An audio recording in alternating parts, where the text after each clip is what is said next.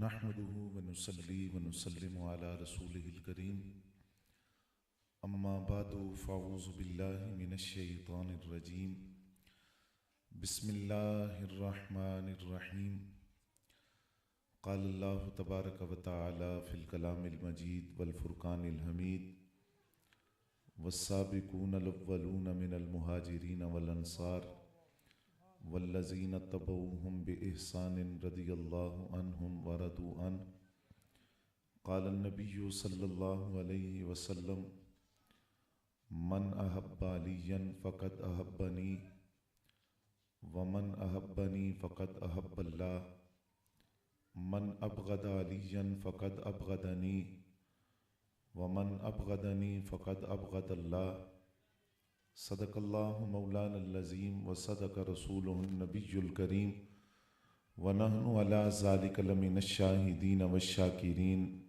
वल्हम्दुलिल्लाहि रब्बिल आलमीन। अस्सलातु वस्सलामु अलैका या रसूलल्लाह व अला आलिका व अस्हाबिका या हबीबल्लाह। अस्सलातु वस्सलामु अलैका या रसूलल्लाह व अला आलिका व अस्हाबिका या हबीबल्लाह। अस्सलातु वस्सलामु अलैका या रसूलल्लाह व अला आलिका व अस्हाबिका या हबीबल्लाह। सिद्दीक अक्से हुस्नो जमाले मोहम्मद अस्त फ़ारूक ज़िल्ले जाहो जलाले मोहम्मद अस्त उस्मान ज़ियाए शम्मे जमाले मोहम्मद अस्त हैदर बहारे बाग़े ख़िसाले मोहम्मद अस्त इस्लाम मा इताअते खुलफ़ाए राशिदीन ईमान मा महब्बत आले मोहम्मद अस्त। हम्दो सना के बाद इंतहाई वाजिबुल एहतराम काबिल सद एहतराम बुज़ुर्गों और दोस्तों, बिलखुसूस स्टेज पर तशरीफ़ फरमा बुज़ुर्ग शख्सियात, सनाख्वान हज़रात, मेज़बान महफ़िल, मुंतज़मीन महफ़िल, मेरी और आपकी खुशबख्ती के इस प्रोग्राम के अंदर माह रजबुल मुरज्जब की मुनासिबत से बाब मदीनतुल इल्म, फ़ातिह खैबर, दामाद रसूल और ज़ौजे बतूल हज़रत सय्यदुना अलीजुल मुर्तज़ा कर्रमल्लाहु ताला वजहुल करीम की बारगाह नाज़ में अक़ीदतों और महब्बतों का नजराना पेश करने के लिए मैं और आप हाजिर हैं। कुरान मजीद फ़ुरक़ान हमीद में जिन लोगों के ईमान को मयार ईमान कहा गया और जिनके ईमान को कसवटी करार दिया गया कि अल्लाह के यहाँ ईमान वही मोतबर होगा जो इनके ईमान की तरह होगा, वो सहाबा का ईमान है। व इज़ा क़ील लहुम आमिनू कमा आमनन नास, तो कमा आमनन नास से मुराद सहाबा किराम रिदवानुल्लाहि ताला अलैहिम अजमईन है, अगरचे इसमें दीगर तफसीरी अक़वाल भी हैं। तो सहाबा किराम का ईमान मयार ईमान है और अल्लाह ने चुन कर अपने हबीब के दामन करम से जिन लोगों को वाबस्ता किया, इन्नल्लाह अख्तारनी वख्तार अली अस्हाबी, आका करीम सल्लल्लाहु अलैहि वसल्लम ने फरमाया कि अल्लाह ने अपने लिए मुझे चुना और मेरे लिए मेरे सहाबा को चुना। ये जो चुनने का लफ्ज़ है, ज़रा इस पर गौर फरमाइए। और फिर फरमाया कि अल्लाह ताला ने मखलूक की तरफ नज़र फरमाई, अल्लाह ने मखलूक में से जिस दिल को अपने लिए पसंद फरमाया वो कल्ब मुस्तफ़ा सल्लल्लाहु अलैहि वसल्लम है। और नबी अलैहिस्सलाम की माइयत, रफ़ाकत, संगत के लिए अल्लाह ने जिन दिलों को पसंद किया वो सहाबा किराम रिदवानुल्लाहि ताला अलैहिम अजमईन के कुलूब हैं, जिनको अल्लाह ने मुंतखब किया। जिनको रब चुने तो रब ही जानता है कि उनके ज़ुहद का, तकवा का, शुजाअत का, जुर्रत का, उनकी वफ़ाओं का, उनकी इश्क का, उनकी मोहब्बत का क्या आलम होगा। उनमें से आज जिस हस्ती का जिक्र हम करने लगे हैं, कुरान मजीद की कम व बेश 300 आयतें मौला कायनात की शान को बयान करती हैं। और इमाम अहमद बिन हम्बल रदी अल्लाह तआला अन्हु के मुताबिक कसरत के साथ अहादीस है जिनमें मकाम अलीजुल मुर्तज़ा शेर खुदा रदी अल्लाह तआला अन्हु को बयान किया गया। और फिर आप अंदाज़ा कीजिए कि कुरान मजीद फुरकान हमीद में सहाबा किराम रिदवानुल्लाहि ताला अलैहिम अजमईन की दर्जे के एतबार से एक तकसीम है। सहाबियत के शर्फ के एतबार से सारे सहाबा बराबर हैं, दर्जे के एतबार से तकसीम है। और याले सुन्नत का अकीदा है। कुरान कहता है ला यस्तवी मिनकुम मन अनफक मिन क़ब्ल अल-फ़त्ह व क़ातला, कि जो लोग फतेह मक्का से पहले इस्लाम लाए उनकी कुर्बानियां ज्यादा हैं। उन्होंने माली तौर पर, जानी तौर पर कुर्बानियां ज्यादा पेश की, क्योंकि वो इस्लाम का गलबा नहीं था। फतेह मक्का के बाद हालात बदल गए। फतेह मक्का के बाद जो लोग इस्लाम लाए उनकी कुर्बानियों की वो कैफियत नहीं जो पहले वालों की है। तो कुरान कहते हैं ला यस्तवी, फतेह मक्का से पहले वाले और बाद वाले दर्जे के एतबार से बराबर नहीं। सहाबी हैं, पहले वालों की और बाद वालों की सहाबियत में कोई शक नहीं है। आज के नाम नेहाद मुफक्किर और नाम नेहाद मुबल्लिग जो इस बात पर तहकीक कर रहे हैं कि बाद वाले सहाबी है या नहीं, उनके लिए वो बाबा जी का जुमला ही काफी है कि तुम्हारी जो तहकीकें हैं वो मरोड़ कर असफलस साफिलीन में रख देंगे। हमारे लिए इतनी बात ही काफी है, जिसको सरकार ने कबूल कर लिया, तुम्हें फैसला करने के इख्तियार नहीं कि वो सहाबी हैं या नहीं है। तो फतेह मक्का से पहले जो इस्लाम लाए, जो बाद में इस्लाम लाए, दर्जे के एतबार से बराबर नहीं, ये कुरान का फैसला है। और फिर दर्जे के एतबार से एक तकसीम वो है जो अहदीस में की गई कि सहाबा किराम में अगर नीचे से ऊपर की तरफ जाएं तो बैत रिजवान वाले पहले आएंगे। बैत रिजवान वालों से ऊपर दर्जा होगा उहद वाले सहाबा का, उहद वाले सहाबा से ऊपर दर्जा होगा बदरी सहाबा का, बदरी सहाबा से ऊपर दर्जा होगा अशरा मुबशरा सहाबा का, और अशरा मुबशरा से ऊपर दर्जा होगा 4 यारों का। अब आप तवज्जो फरमाएं कि फतेह मक्का से पहले इस्लाम लाने वालों की फजीलत है, उसमें मौला अली शामिल है। इधर बैत रिजवान वालों की फजीलत है, उसमें मौला अली शामिल है। बैत रिजवान वालों से ऊपर दर्जा है उहद वालों का, उसमें मौला अली शामिल है। उहद वालों से ऊपर दर्जा है बदरी सहाबा का, बदरी सहाबा में मौला अली शामिल है। बदरी सहाबा से ऊपर दर्जा है अशरा मुबशरा का, उसमें मौला अली शामिल है। अशरा मुबशरा से ऊपर दर्जा है 4 यारों का, उसमें मौला अली शामिल है। और अगर बात अहले बैत अतहार की हो तो अहले बैत अतहार में आले सुन्नत का अकीदा है कि तमाम अज़वाज मुतहरात आले बैत में शामिल हैं। बनाते रसूल आले बैत में शामिल हैं। आले अकील, आले हारिस, आले जाफर, आले अब्बास आले बैत में शामिल हैं। लेकिन आले बैत अतहार में जो मकाम पंजतन पाक का है वो और किसी के हिस्से में नहीं आया। तो आले बैत में मौला अली शामिल है। आले बैत में फजीलत है पंजतन पाक की, पंजतन पाक में मौला अली शामिल है। यानी सहाबियत का हर वो तबका जो फजीलत वाला है उसमें भी मौला अली शामिल है। और इधर अहले बैत अतहार में जो फजीलत वाला तबका है उसमें मौला अली शामिल है। इस बुनियाद पर हम कहते हैं गवाह मदीने की हर गली है, जिधर भी देखो अली अली है।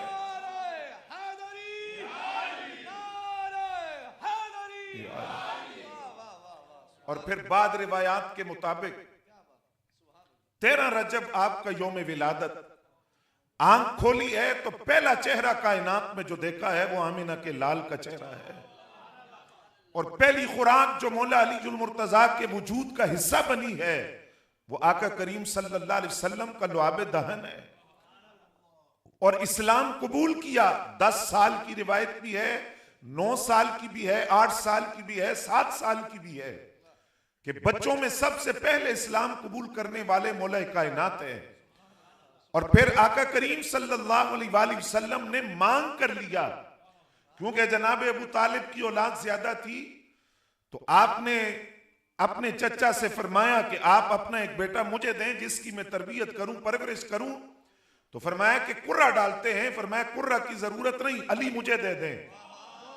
मौला अली जुल मुर्तजा परवुर्दा आगोश मुस्तफा है सल्लल्लाहु अलैहि वसल्लम, सरकार की आगोश में पले हैं और नबी अलैहिस्सलाम की आगोश में तरबियत पाई है। और फिर मौला कायनात का एक एजाज यह है कि जो मौला अली जुल मुर्तजा रदी अल्लाह तआला की वालिदा हैं, जिनका मजार जन्नतुल बकी में है, हजरत फातिमा बिनते असद रजी अल्लाह तआला अन्हा, ये वो हैं कि नबी अलैहिस्सलाम इनको देखकर उठकर खड़े हो जाते और फरमाते उम्मी बादा उम्मी, ये मेरी माँ के बाद मेरी माँ है, जिसने दूध भी पिलाया और परवरिश भी की है। और जब हजरत फातिमा बिनते असद रजी अल्लाह तआला अन्हा का विसाल हुआ तो सरकार ने हुक्म फरमाया कि कब्र खोदने के बाद तदफीन से पहले मुझे खबर देनी है। नबी अलैहिस्सलाम कब्र में लेट गए और इसकी हिकमत ये बयान की कि मैं जमीन को बताना चाहता था, आज तेरी छाती में जो खातून लेटेगी, तेरे सीने में जो खातून दफन होगी, वो कोई आम खातून नहीं है, वो अली की भी मां है और नबी की भी मां है। और फिर नबी अलैहिस्सलाम ने फरमाया अना मदीनतुल इल्म व अलीयुन बाबुहा, मैं इल्म का शहर हूं और अली उस शहर का दरवाजा है। शहर तक पहुंचने के लिए पहले दरवाजे पे आना पड़ता है, दरवाजे से जब तक नहीं गुजरेंगे शहर में दाखिल नहीं हो सकेंगे। फिर फरमाया कि मैं हिकमत का घर हूं और अली उस घर का दरवाजा है। फिर फरमाया कि हिकमत के 10 हिस्से हैं, 10 हिस्सों में से 9 हिस्से अकेले मौला अली जुल मुर्तजा को अल्लाह ने अता फरमाए और एक हिस्सा जो मखलूक में तकसीम किया गया, मौला अली उस एक हिस्से में भी शामिल हैं। और फिर फरमाया अली वो हैं कि अल कुरान मा अली व अली जो मा अल कुरान, अली कुरान के साथ हैं, कुरान अली के साथ है। हत्ता यारेदा अलल हौस, जहां तक के हौसे कौसर पर दोनों इकट्ठे आएंगे। और हजरत अब्दुल्लाह इब्ने मसूद रज़ी अल्लाह तआला अन्हु के लफ्ज है, एक कुरान के जाहिर का इल्म है, एक कुरान के बातिन का इल्म है। मौला अली कुरान के जाहिर का इल्म भी जानते हैं और बातिन का इल्म भी जानते हैं। आप ये भी जानते हैं कुरान के लफ्ज का माना क्या है, मफहूम क्या है, और ये भी जानते हैं। खुद फरमाया मुझसे पूछो मैं तुम्हें बताता हूं। कुरान की कौन सी आयत दिन को उतरी मैं जानता हूं, रात को उतरी मैं जानता हूं, पहाड़ पर उतरी ये भी मैं जानता हूं, कौन सी आयत वादी में उतरी ये भी मैं जानता हूं, किस आयत का क्या शान नजूल है, क्या पस मंजर है, किस वाक्य पर उतरी है, यह भी मैं जानता हूं। फरमाया सूरह फातिहा की मैं तफसीर लिखूं तो सिर्फ सूरह फातिहा की तफसीर के जो रजिस्टर और दफ्तर हैं वो 70 ऊंटों पर लादे जाएं। फिर फरमाया कि सारे साहिब का इल्म कुरान में है और कुरान का सारा इल्म 30 पारों में है, 30 पारों का सारा इल्म 7 मंजिलों में है, 7 मंजिलों का सारा इल्म फातिहा में है, फातिहा का सारा इल्म बिस्मिल्लाह तस्मिया में है और तस्मिया का सारा इल्म उसकी बिस्मिल्लाह की बा में है और बा का सारा इल्म बा के नुक्ते में है। और फरमाया जानते हो बा का वो नुक्ता क्या है? फरमाया अना नुक्ता तो तहतल बा, वो जो बा के नीचे नुक्ता है उसे अली जुल मुर्तजा कहा जाता है।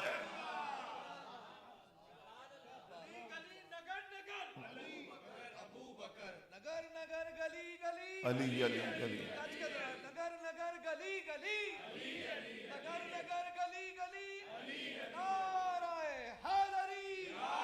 शेख मुहक्किक अलल इतलाक शेख अब्दुल हक मुहद्दिस देलवी बरकतुल असर फिल हिंद, आप फरमाते हैं इज़ार ज़िक्रुल्लाह, इसकी तशरीह करते हैं आप कि वली वो होता है जिसका चेहरा देखो तो खुदा याद आ जाए, जिसका चेहरा देखो तो खुदा याद आ जाए। इसकी तशरीह में आपने लिखा, फरमाया मौला अली जुल मुर्तजा का ये एजाज है कि जब आप घर से निकलते तो आपका चेहरा देखने वालों की जुबान पर अल्लाह का जिक्र जारी हो जाता।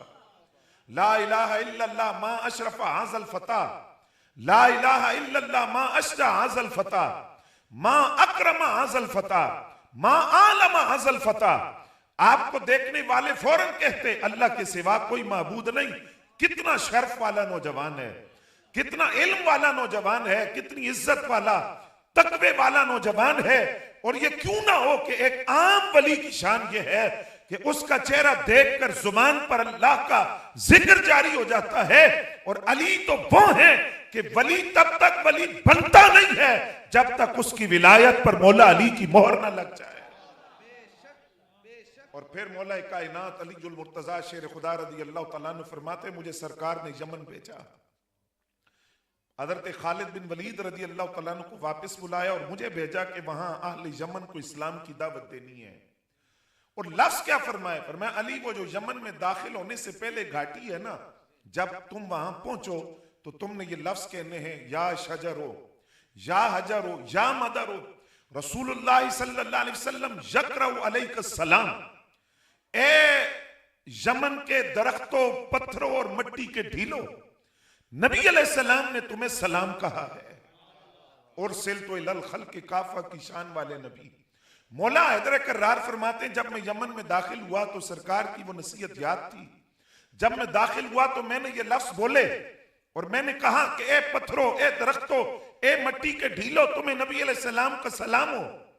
जब मैंने ये बात कही तो सब ने मिलकर कहा कि वाला रसूलिल्लाह, कहते हैं पूरे यमन की बस्ती गूंजी। यमन के हर दरख्त, हर पत्थर और मिट्टी के ढीले से आवाज आई कि नबी अलैहिस्सलाम पर भी हमारा सलाम हो। वालैका सलाम, अली तुझ पर भी हमारा सलाम हो।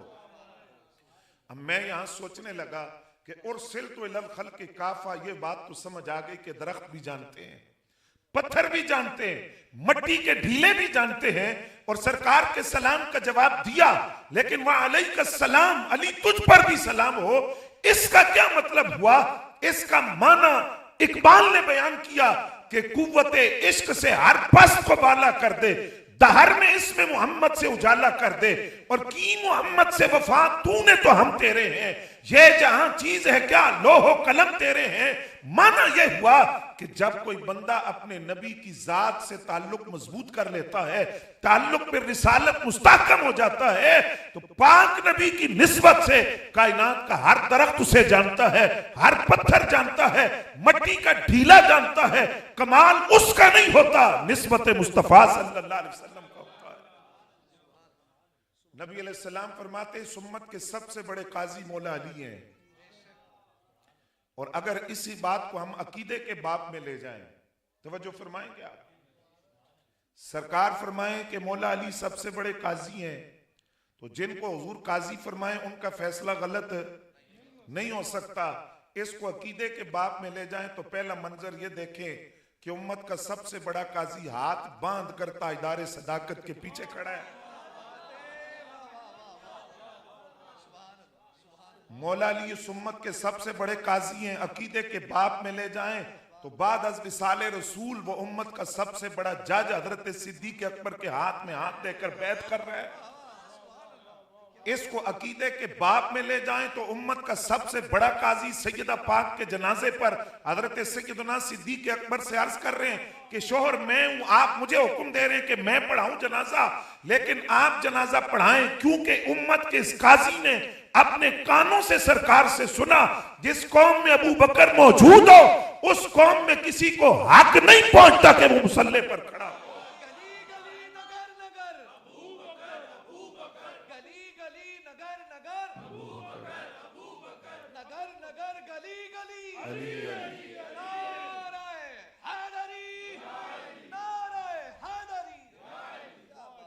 मस्जिद नबी शरीफ है और हजरत सैयदना फारूक आजम रज़ी अल्लाह तआला अन्हु बैठे हैं। दो आदमी अपना मुकदमा लेकर आए, आप फैसला करें। आपने फरमाया अली युन अक़दाना, अली सबसे बड़े काजी हैं, वो फैसला करेंगे, उनकी मौजूदगी में मैं फैसला नहीं करूंगा। उन दो आदमियों ने कहा हाज़ा यक़दी बैनना, ये अली कौन होते हैं हमारे दरमियान फैसला करने वाले? ये कौन होते हैं फैसला करने वाले? उमर, हम आपसे कह रहे हैं आप फैसला करें, हम आपसे फैसला करवाएंगे। अली कौन है? मौला उमर ने गुद्दी से पकड़ा, फरमाया हाँ मैं तेन दसा अली कौन है। फरमाया मौला का वो मौला कुल्ले मोमिन, फरमाया सुन तू पूछ रहा है अली कौन है, अली मेरे भी मौला है और अली हर मोमिन के मौला है। और जो मौला अली को मोमिन ना माने, हजरत फारूक आज़म का फैसला है कि उसके ईमान के एतबार नहीं है, वो मोमिन नहीं है जो हजरत मौला अली की विलायत को नहीं मानता और उन्हें मौला तस्लीम नहीं करता। और फिर यही मौला अली जुल मुर्तजा शेर खुदा रज़ी अल्लाह तआला अन्हु है। जब सरकार ने यमन की तरफ भेजा तो फरमाया कि आपको काजी बनाकर भेज रहा हूं। अर्ज के हुजूर में कज़ा के मसाइल नहीं जानता, मनसब कज़ा के जो तकाजे हैं उन्हें मैं नहीं जानता। नबी अलैहिस्सलाम ने फरमाया अली करीब आओ। करीब आए, आका करीम ने इनके सीने पर हाथ मारा और फरमाया अल्लाहुम्मा इहदी कल्बहू व सब्बित लिसानहू, या अल्लाह इनको साबित कदमी अता फरमा और इनको इस्तिकामत अता फरमा। मौला अली फरमाते हैं कसम उस जात की जिसने दाने को फाड़ के पौधा पैदा किया। आका करीम की उस दुआ के बाद मुश्किल से मुश्किल मसला आया, चंद लम्हों में उसको हल कर दिया। मैं अभी एक जगह अर्ज करके आया, आप हजरात के ज़ौक़ की नजर भी करता हूं। अगर मौला अली मुर्तजा के मनसब कज़ा को समझना हो तो आप पहले ये देखिए कि अदालत मौला अली मुर्तजा की है। एक मुकदमा आया, मुकदमा यह था कि एक कत्ल का मुकदमा है कि इस आदमी ने कत्ल किया है। आपने उससे सवाल किया, वो बोला नहीं। उसी लम्हे दूसरा आदमी दाखिल हुआ, करीब इसके केस को सजाए मौत दी जाए। उसने दाखिल होकर कहा जनाब कत्ल इसने नहीं किया, मैंने किया है। आपने उस पहले आदमी से पूछा तुमने कत्ल नहीं किया? कहा नहीं। तो बोले क्यों नहीं? उसने कहा जनाब मैं तो कसाब हूं, जानवर ज़बह करता हूं।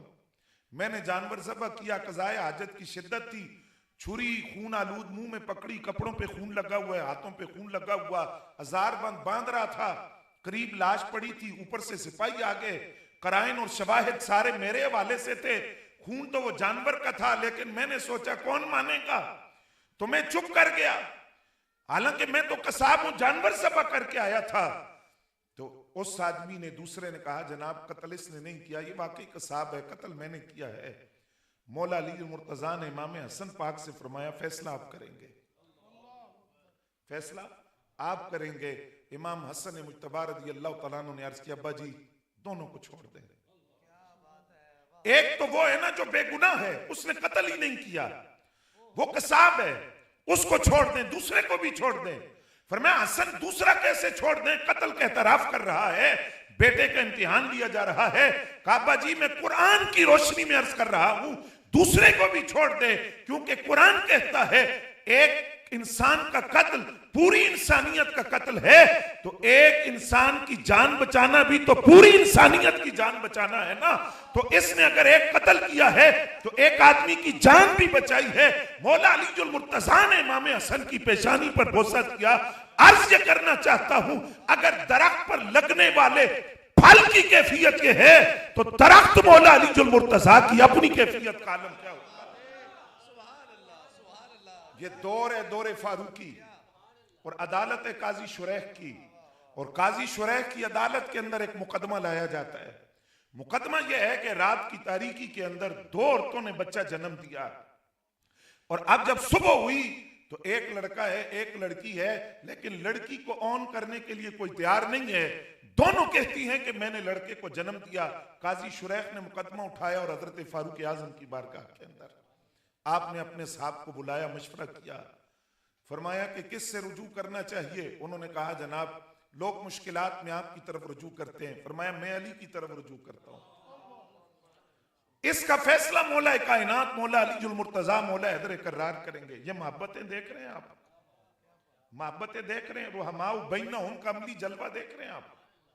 फरमाया मैं अली से रुजू करूंगा। असहाब ने मशवरा दिया कि आप मौला अली को बुलाएं, वो इस मुकदमे का फैसला करे। जरा इसका एक लफ्ज आपने तवज्जो से सुनना है। आपने फरमाया अली जो इल्म का निशान है उनको बुलाया नहीं जाता, चल कर उनके पास जाया जाता है। हम खुद मौला अली के पास जाएंगे, तलाश करो अली किधर है। मौला अली मुर्तजा एक बाग में है और कुरान की तिलावत कर रहे हैं और रो रहे हैं साहब। आपके सामने मुकदमा रखा गया, खुद हजरत फारूक आजम रज़ियल्लाहु तआला अन्हु मौजूद है। मौला अली मुर्तजा ने मुकदमा सुना।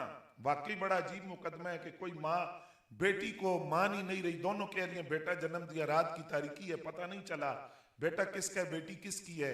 मौला अली ने मुकदमा सुना तो जमीन से तिनका उठाया और तिनका उठाकर फरमाया कि उमर मेरे लिए इस मुकदमे का फैसला जमीन से तिनका उठाने से भी ज्यादा आसान है, जमीन से तिनका उठाने से भी ज्यादा आसान है कि मैं उस मुकदमे का फैसला करूं। ये दोनों खवातीन पर्दे में चली जाएं, बराबर का बर्तन लेकर छाती से दूध निकाल कर लाएं, दूध निकाल कर लाएं। जिस दूध का वजन ज्यादा था आपने फरमाया अली फैसला देते हैं कि बेटा इस खातून का है। अब उस खातून से जब पूछा गया तो वो मान गई, कहा बेटा मेरा है। दूसरी मान गई कि बाकी बेटी मेरी है। अब हजरत फारूक आजम रज़ी अल्लाह तआला अन्हु मौला अली जुल मुर्तजा से फरमाते हैं कि फैसला आपने किया कैसे? यानी दूध के वजन को देखा गया, दूध जिसका वजन ज्यादा है वो बेटे की मां है, ये फैसला कैसे हुआ? आपने फरमाया ये फैसला मैंने कुरान से किया। कुरान से कैसे किया? फरमाया कुरान कहता है औरत की दियत मर्द की दियत के मुकाबले में निस्फ है। तवज्जो है हज़रात आपकी? औरत की दियत मर्द की दियत के मुकाबले में निस्फ है। औरत की शहादत मर्द की शहादत के मुकाबले में निस्फ है, और औरत का जायदाद से हिस्सा मर्द के मुकाबले में निस्फ है। फरमाया ये कानून जो निस्फ का कानून है और मर्द की ये जो बर्तरी है, ये सिर्फ जायदाद में, शहादत में, दियत में नहीं है। अल्लाह ने ये कानून मां की छाती में भी रखा है कि जो बेटे की मां होती है उसकी छाती में खुराक मां जो बेटी की मां है उसके मुकाबले में बेटे की मां की छाती में खुराक ज्यादा होती है। तो मैंने फैसला कुरान से किया है। अब आगे लफ्ज सुने हजरत फारूक आजम रज़ी अल्लाह तआला अन्हु के। आपने फरमाया ऐ अल्लाह मुझे किसी ऐसी मुश्किल में ना रखना जिसको हल करने के लिए अली मौजूद ना हो, और ना मुझे किसी ऐसे शहर में रखना जिसमें अली मौजूद ना हो। तो मौला अली जुल मुर्तजा वो है कि दौर हजरत सिद्दीक अकबर का, दौर हजरत फारूक आजम का, दौर हजरत उस्मान गनी रज़ी अल्लाह तआला अन्हु मजमईन का मुशीर मौला अली जुल मुर्तजा है, और मनसबे कज़ा पर जो बैठा है वो मौला अली जुल मुर्तजा है। ये रुहमाउ बैनहुम का अमली जलमा नहीं तो क्या है। और फिर हजरत गिरामी कदर यहां तवज्जो फरमाए, हजरत अबू सईद खुदरी रज़ी अल्लाह तआला अन्हु से सवाल हुआ कि मुनाफिक जो हैं वो चेहरों से कम ही पहचाने जाते हैं, अंदर छुपे हुए होते हैं, वो तो बोल दें तो पता चलता है मुनाफिक ने। तो मुनाफिक आपके दौर में कैसे पहचाने जाते थे? आपने फरमाया हम अली का जिक्र करते थे।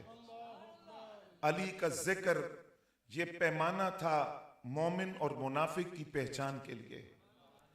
अली का जिक्र करते थे, चेहरे अगर समर जाएं, खुश हो जाएं और चेहरे पर खुशी के आसार हो तो पता चलता था ये मोमिन है, और चेहरा अगर बिगड़ जाए, तेवर बदल जाए और चेहरे पर तासुरात नागवारी के हो तो हम समझ जाते थे कि ये मुनाफिक है। तो फैसला होता था मोमिन और मुनाफिक का फर्क जिक्र अली जुल मुर्तजा से।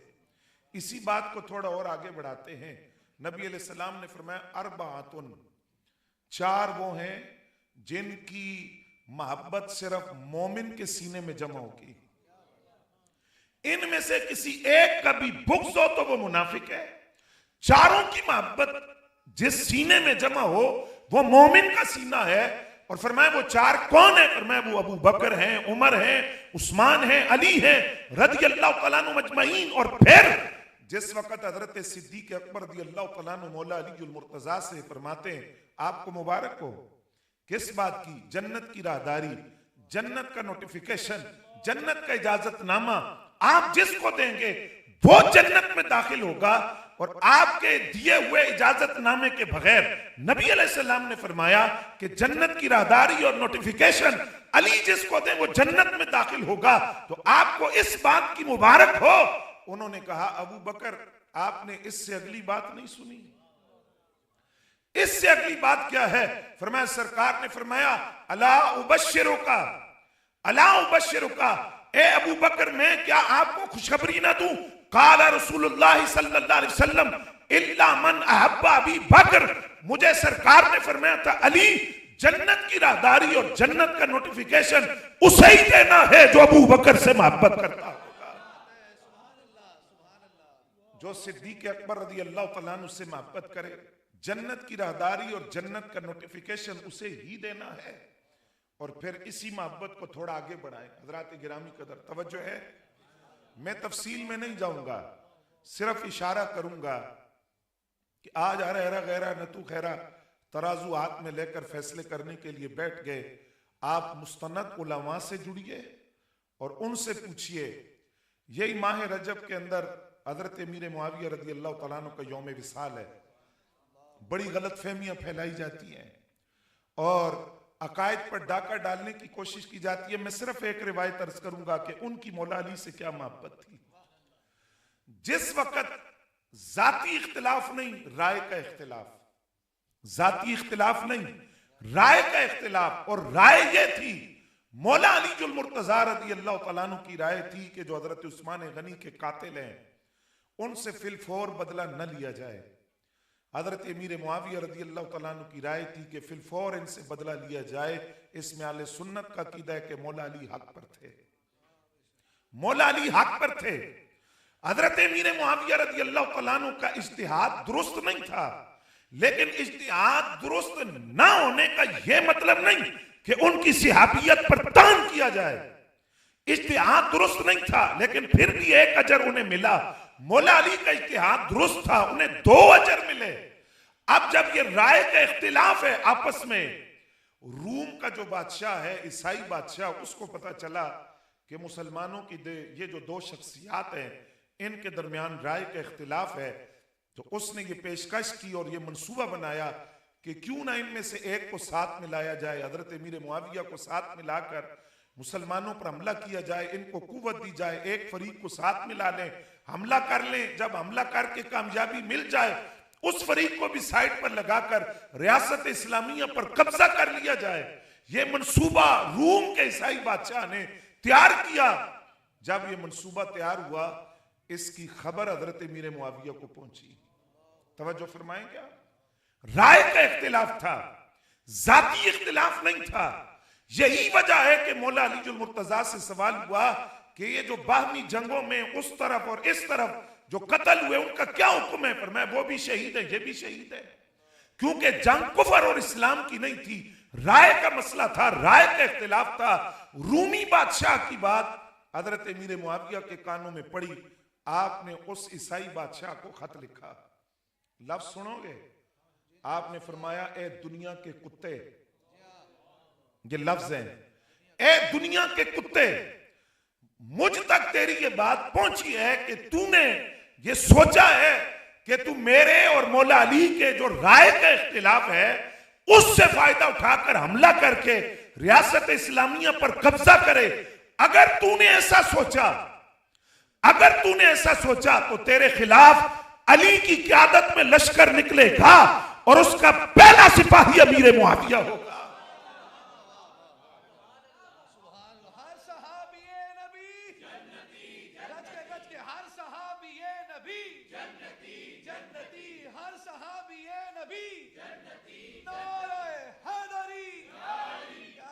तवज्जो है जरा, क्या जुर्रत है मौला अली जुल मुर्तजा की, क्या शान है मौला अली जुल मुर्तजा की। तारीख इस्लाम का पहला मार्का बद्र है और काफिरों के 3 बड़े सूरमा सामने से आए। नबी अलैहिस्सलाम ने 3 अंसार सहाबा को भेजा। उन्होंने कहा ये हमारा जोड़ नहीं है, हमारे जोड़ का कोई बंदा भेजो, जोर आजमा, ताकतवर हो। अब वो 3 जो जोड़ के भेजे वो कौन थे? सरकार ने फरमाया, कुम या हमजा, कुम या अली, कुम या उबैदा रदी अल्लाह तआला अन्हु मजमईन। ए हमजा आप भी उठकर खड़े हो, अली आप भी उठकर खड़े हो, उबैदा बिन हारिस रदी अल्लाह तआला अन्हु मजमईन फरमाया आप भी उठकर खड़े हो। इन 3 को भेजा। कुफार ने कहा हाँ ये हमारा जोड़ है। और फिर मौला अली जुल मुर्तजा और हजरत सैयद शुहदा अमीर हमजा रदी अल्लाह तआला अन्हुमा ने अपने जो फरीक थे सामने उनको वास्ले जहन्नम की। हजरत उबैदा बिन हारिस जख्मी हो गए, बाद में शहीद हो गए। ये बदर का मंजर है। और अगर अहजाब का मंजर देखे तो इंसान बरते हैरत में मुब्तला होता है कि 1000 लोगों का अकेला मुकाबला करने वाला बूढ़ा खरांट 90 साल का अम्र बिन अब्दे बुद्ध, जिसकी ताकत यह थी कि जानवर का गीला चमड़ा पांव के नीचे रख कर चीर कर फाड़ देता था। जिस वक्त उसने खंदक को क्रॉस कर लिया, पार करके उसने कहा भेजो मेरे मुकाबले में। लफ्ज़ों पे तवज्जो फरमाना, मेरे मुकाबले में भेजो। मौला अली फरमाते मैं खुद ही उठकर खड़ा हो गया। सरकार ने फरमाया अली बैठ जाओ। कहते मैं बैठ गया। फिर उसने कहा भेजो मेरे मुकाबले में। मौला अली फरमाते मैं फिर उठकर खड़ा हुआ। फिर सरकार ने फरमाया अली बैठ जाओ, मैं बैठ गया। तीसरी मर्तबा उसने फिर कहा कि कोई आए मेरे मुकाबिल। मौला अली फरमाते मैं फिर उठकर खड़ा हुआ। तो सरकार ने फरमाया अली ये अमर बिन अब्दे बुद्ध है। तो कहते मैंने अर्ज किया हुजूर मैं भी तो हैदर करार हूं, आप मुझे इजाजत तो दें। तो नबी अलैहिस्सलाम ने तलवार भी दी और दस्तार भी दी। मैं यहां एक बात अर्ज कर दूं, जिनको तलवार दी वो भी हमारे ईमान का हिस्सा है, तो जिन्हें मुसल्ला देते हैं वो भी साढ़े ईमान का हिस्सा है। और सिर्फ अगर एक हिजरत की रात देख ली जाए ना, जिनको बिस्तर पर सुलाया वो भी हमारे ईमान का हिस्सा है, और जिनको सफर का साथी बनाया वो भी हमारे ईमान का हिस्सा है, और जिनको मुसल्ले पर खड़ा किया वो भी हमारे ईमान का हिस्सा है, और जिनके सर पर दस्तार रखी वो भी हमारे ईमान का हिस्सा है, और जिनको सरकार ने कंधों पे उठाकर बुतों को तोड़वाया वो भी हमारे ईमान का हिस्सा है, और जिन्होंने सरकार को कंधों पे उठाकर गारे सोर तक पहुंचाया वो भी हमारे ईमान का हिस्सा है। हुजूर ने फरमाया ये अम्र बिन अब्दे बुद्ध है। अर्ज के हुजूर मैं भी हैदर कर्रार हूं, इजाजत मिल गई। आपको बात समझाने के लिए ये लफ्ज बोल रहा हूं। चीर कर रख दिया मौला अली ने अम्र बिन अब्दे बुद्ध को। गर्द उड़ी, सहाबा किराम कहते हैं गर्द हटी तो वो 90 साल का बूढ़ा खरांट 1000 का अकेला मुकाबला करने वाला, जानवर का गीला चमड़ा पांव के नीचे रख कर फाड़ने वाला, वो जमीन पर तड़प रहा था, और मौला अली जुल मुर्तजा हैदर कर्रार खड़े थे। नारे तकबीर बुलंद हुआ, नारे तकबीर बुलंद हुआ, तो हमें ये बात समझ आई कि मौला हैदर कर्रार ने अम्र बिन अब्दे बुद्ध का जो गुरूर है वो खाक में मिला दिया। और इतने चंद जुमले अर्ज करने तुसा तवज्जो फरमानी है। जब सरकार ने मौला अली जुल मुर्तजा को अम्र बिन अब्दे बुद्ध के मुकाबले में भेजा तो लफ्ज क्या फरमाए? हाथ उठ के पाक नबी के, फरमाया अल्लाह मैंने बद्र के अंदर उबैदा बिन हारिस को भेजा, वो लौट कर नहीं आए, शहीद हो गए। मैंने उहद के अंदर अपने चचा हजरत अमीर हमजा को भेजा, वो लौट कर नहीं आए, शहीद हो गए। या अल्लाह अब अली को भेज रहा हूं, अली को मुझसे जुदा ना करना। अब मैं अली को अहज़ाब के अंदर गज़वे खंदक में भेज रहा हूं, अली को मुझसे जुदा ना करना। ये एक मंजर है। और दूसरा मंजर वो है कि जहां मौला अली उल मुर्तजा को सरकार ने किसी मुहिम के लिए रवाना किया और मुहिम की तरफ भेजते हुए नबी अलैहिस्सलाम के हाथ उठे और आपने दुआ फरमाई। ये लफ्ज सुने जरा, सरकार ने फरमाया ए अल्लाह मुझे उस वक्त तक मौत न देना जब तक अली को वापस आकर खैरियत से मैं देख ना लूं। जब तक अली खैरियत से वापस ना आ जाए मुझे मौत न देना। और तीसरा मंजर यह है मोहब्बत का कि मस्जिद नबी शरीफ है, हजरत सैयदना सिद्दीक अकबर है, सैयदना फारूक आजम है, सैयदना साद बिन अबी वकास रज़ी अल्लाह तआला अन्हु है। और मौला अली उल मुर्तजा को मशवरा दिया जा रहा है कि बड़े बड़े अरब के जो नेक खसरत लोग हैं वो सैयदा पाक के लिए रिश्ता तलब कर रहे हैं। तो आप सरकार से सैयदा का रिश्ता क्यों नहीं मांगते? आप क्यों नहीं मांगते रिश्ता? मौला अली उल मुर्तजा ने कहा रिश्ता तो मांगू, निकाह के इंतजामात कैसे होंगे? तो लफ्ज सैयदना सिद्दीक अकबर पाक के फरमाया यार का दे हस्ते होंदे ने, आप चले इंतजाम हम करेंगे। तो मौला अली उल मुर्तजा सरकार हजरत उम्मुल मोमिनीन उम्मे सलमा रज़ी अल्लाह तआला अन्हा के जलवत कदे के अंदर हुजूर जलवा फरमा है। मौला अली दरवाजे पर आए तो सरकार ने फरमाया दरवाजा खोलो, वो आया है जो मेरा हबीब भी है और मेरा भाई भी है, अली आए हैं। मौला अली उल मुर्तजा ने अर्ज किया हुजूर मैं आपकी गोद में पला हूं, आप ये सरपरस्ती इस अंदाज से चाहता हूं कि आप मुझे अपनी दामादी के रिश्ते में कबूल फरमा लें। तो सरकार ने क्या लफ्ज इरशाद फरमाया, क्या शान है मौला अली की। हुजूर ने फरमाया अली बड़े रिश्ते आए सैयदा पाक के, नेक खसलत लोगों के बहुत रिश्ते आए, मैं इंतजार में था कि मुझसे सैयदा का रिश्ता वो मांगे जिसके लिए रब ने मुझे कहा है कि अपनी बेटी का रिश्ता इससे करना है, जिसके लिए रब ने मुझे कहा कि अपनी बेटी का रिश्ता इनसे करना है। और अली वो तू है, जमीन पर यह रिश्ता अब होगा, आसमानों पर पहले हो चुका है। और इस निकाह की खबर जिब्रील अमीन मुझे दे चुके, और इस पाकीज़ा मिलन के नतीजे में 2 पाकीज़ा बेटों की खुशखबरी भी मुझे दे चुके हैं। वो इमाम हसन है और इमाम हुसैन रज़ी अल्लाह तआला। सैयदा पाक से निकाह हुआ। वक्त चूंकि मुख्तसर है, मैं तफसील में नहीं जा रहा। मौला अली ने मुतअद्दिद निकाह किए हैं, लेकिन सैयदा पाक की मौजूदगी में मौला अली ने कोई दूसरा निकाह नहीं किया। हकीम साहब मैं मसला अक़दा, वो जो बाबा जी का मिशन था ना, उसको मैं यहां से आपको समझाने लगा, उम्मीद है आप तवज्जो फरमाएंगे। ना मौला अली ने सईदा पाक की मौजूदगी में कोई दूसरा निकाह किया, ना हजरत उस्मान गनी रजी अल्लाह तआला अन्हु ने सरकार की दो शहजादियों की मौजूदगी में कोई दूसरा निकाह किया जो यके बाद दीगरे आपके निकाह में आई। पहले सईदा रुकैया पाक और जब उनका विसाल हुआ तो फिर सईदा उम्मे कुलसूम पाक आपके निकाह में आई। इन शहजादियों की मौजूदगी में हजरत उस्मान गनी ने भी कोई दूसरा निकाह, मौला अली ने निकाह करना चाहा तो हुजूर ने मना फरमा दिया कि सईदा की मौजूदगी में दूसरा निकाह। इसकी वजह क्या है? सरकार की शहजादियों की मौजूदगी में दूसरा निकाह क्यों नहीं हो सकता? ये पाबंदी है, ये नबी अलैहिस्सलाम की बनात की खासियत है, शहजादियों की खासियत है कि वो जिसके निकाह में मौजूद थी उनकी मौजूदगी में वो दूसरा निकाह। आइए जो मुहद्दिसीन ने वजह लिखी है वो सुने। फरमाया कि इसकी वजह यह है कि अगर किसी औरत पर सौतन लाई जाए, कितनी खुशगवार ताल्लुकात क्यों ना हो, कितनी ही जहनी हम आहंगी या अंडरस्टैंडिंग क्यों ना हो, कभी कोई मौका ऐसा आता है कि लड़ाई हो जाती है, कोई सख्त जुमलों का तबादला होता है और एक सौतन जो है वो दूसरी को सख्त जुमले कहते कहते उसके मां बाप तक पहुंच जाती है, खानदान को सख्त जुमले कहती है। तो रब ने मना किया कि पाक नबी की शहजादियों की मौजूदगी में कोई दूसरा निकाह नहीं होगा। ऐसा ना हो कि कोई सौतन लाई जाए और वो गैर इरादी तौर पर पाक नबी की शहजादी को बात करते करते रसूलुल्लाह की तौहीन न कर दे। फरमाया ये है नामूसे रिसालत का मसला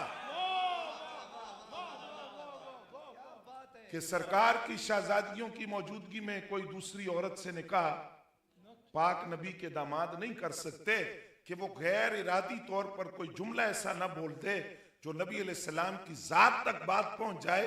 ये नामूसे रिसालत है जिसका इंतजाम खुद रब तहफ़्फ़ुज़ फरमा रहा है। हज़रात गिरामी कदर, आइए बात को समेटते हैं, वक्त मेरा हो गया। ग़ज़वा खैबर और खैबर की तारीख इंशाअल्लाह फिर दोहराई जाएगी, इन यहूदियों की मुरम्मत फिर होगी, फिर लश्कर आएगा इंशाअल्लाह। खैबर में यहूदियों की मुरम्मत करने वाले मुजाहिदीन के बुरसा इंशाअल्लाह फिर आएंगे। किबले अव्वल की आज़ादी इंशाअल्लाह फिर होगी। कला कुमूस या नाइन जो फतह नहीं हो रहा था, उस हुजूर ने 3 खुशखबरियां दी। फरमाया कल ये झंडा उससे दूंगा जो अल्लाह और उसके रसूल से मोहब्बत करता है, अल्लाह उसके रसूल उससे मोहब्बत करते हैं, और तीसरा अल्लाह ने उसके हाथों पर फतह लिखी है। हर सहाबी की ख्वाहिश थी झंडा मुझे मिले, फतह यकीनी है। हुजूर ने फरमा दिया फतह यकीनी है, और फिर एजाज कि अल्लाह और उसके रसूल उससे मोहब्बत करते हैं, वो अल्लाह और उसके रसूल से मोहब्बत करता है। तो अगले दिन हुजूर ने फरमाया अली कहाँ है? मौला हैदर करार आए, सरकार ने परचम दिया आपके हाथ में, आपने कला फतह किया। तफसील है, मरहब आपके मुकाबले में आया था। यहां बस बात को मैं समेटूंगा। मरहब आपके मुकाबले में आया जो बड़ा सूरमा था यहूदियों का, उसने बड़ा लंबा रिज पढ़ा, अपना तारुफ करवाया, मैं कौन हूं, मेरा खानदान कौन था। उसमें उसने ये भी कहा कि मैं मरहब हूं। आपने उसके लंबे रिज के जवाब में एक ही जुमला कहा, तू मरहब है, अनल्लज़ी सम्मतनी उम्मी हैदर। तू मरहब है, मेरी मां ने मेरा नाम हैदर रखा है। वो डर गया, और उसके डरने की जो वजह मुहद्दिसीन ने लिखी है कि उसने इससे एक रात पहले ख्वाब देखा था कि शेर ने चीर फाड़ के उसके टुकड़े टुकड़े कर दिए हैं, और हैदर शेर को कहा जाता है। जब आपने फरमाया कि अनल्लज़ी सम्मतनी उम्मी हैदरा, तू मरहब है, मेरी मां ने मेरा नाम हैदर रखा है, तो वो डर गया, मरऊब हो गया।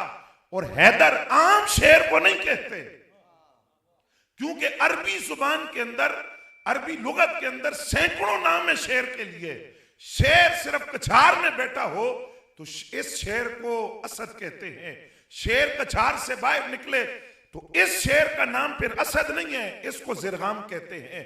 जो शेर चेल कदमी कर रहा हो उसे जैगम कहते हैं, और जो दुश्मन पर नजर डाले दौड़े दुश्मन की तरफ, उस शेर को गजनफर कहते हैं।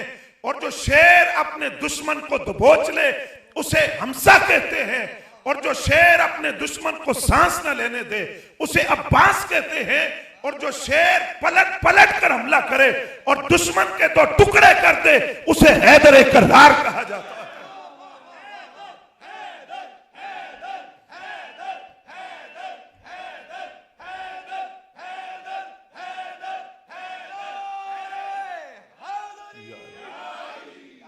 तवज्जो हैदर आता।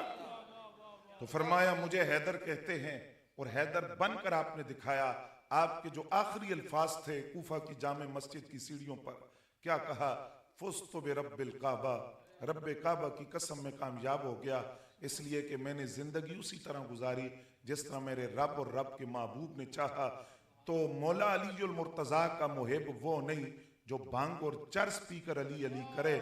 अली अली करने का लुत्फ तब आता है जब इंसान के किरदार से भी मौलाई रंग नजर आए, अली वाला रंग नजर आए। और मौला अली का रंग यह है कि उनकी तो नमाज कज़ा होने लगी तो वो रो पड़े। अली वाले हम तब ही बनेंगे जब हमारी ज़ात से मौलाई रंग नजर आएगा और मौला अली की सीरत की झलक नजर आएगी। अल्लाह करीम इन बातों को समझने की, अमल करने की तौफीक अता फरमाए। वमा अलैना इल्लल